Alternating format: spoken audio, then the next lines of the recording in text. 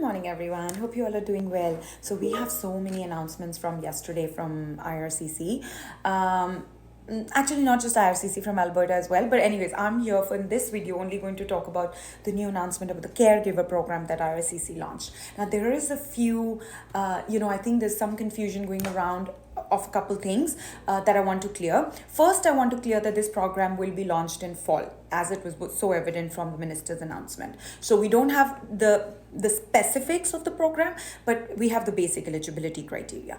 The second big point is, what is the difference between the current program that we have and the new program that's coming? So the major big difference is that IRCC will directly be giving permanent residence to candidates who are applying through this program. And it is in the current program that we have, people apply for the program, like under the program, they get assessed for their permanent residence, their eligibility is matched, inadmissibility checks are done, background and everything, and then they're given a work permit, an occupation based work permit, which allows the applicant to come to Canada and then work in Canada for that employer or any other employer in the same occupation, and then they claim 1 year experience, so they gain 1 year experience and then send their experience documents to IRCC and are given the permanent residence. So IRCC has changed that. Now any caregivers that apply under this program will directly be given permanent residence, and then they can just come and work here.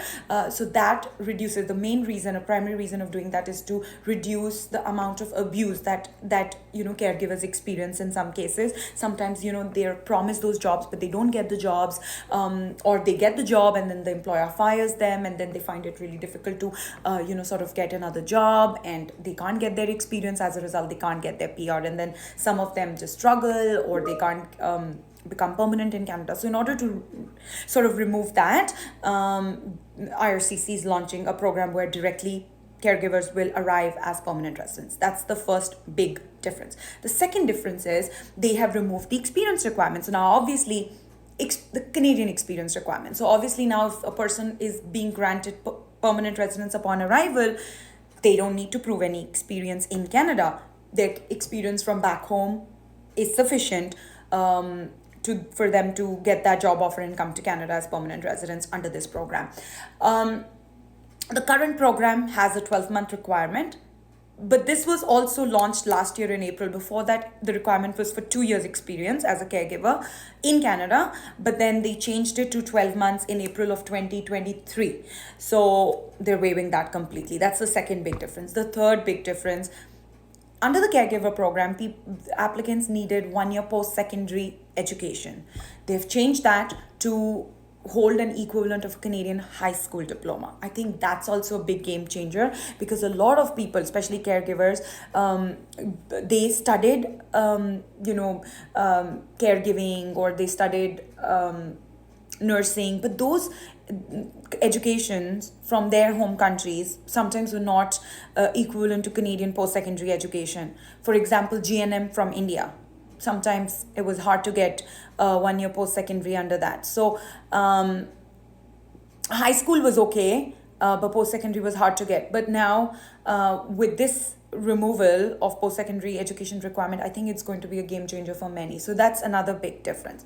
Now, like I said, we are still waiting for the specifics of this program, which won't be launched until fall of this year. And when there's more information, I'll come and share. One more big one is the difference between a caregiver and a PSW.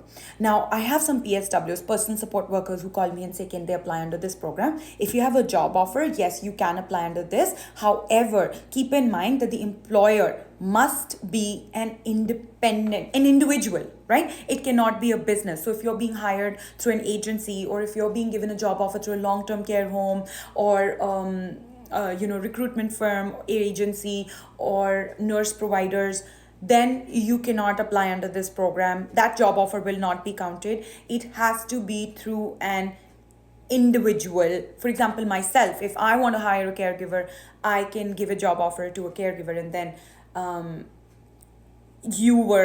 so the applicant works as my employee under my name, not under a business. So I can't even hire somebody under a corporation. It has to be an individual. So keep that in mind when you're getting that job offer. And that's the primary difference between a job offer for this program and for express entry or LMI and stuff like that. Actually, individuals can even do LMIs to hire caregivers, but again, that's not for people for outside Canada. That's primarily for people who are already inside Canada on work permits or study visas. Visitors cannot get an LMI supported work permit. I hope that helps.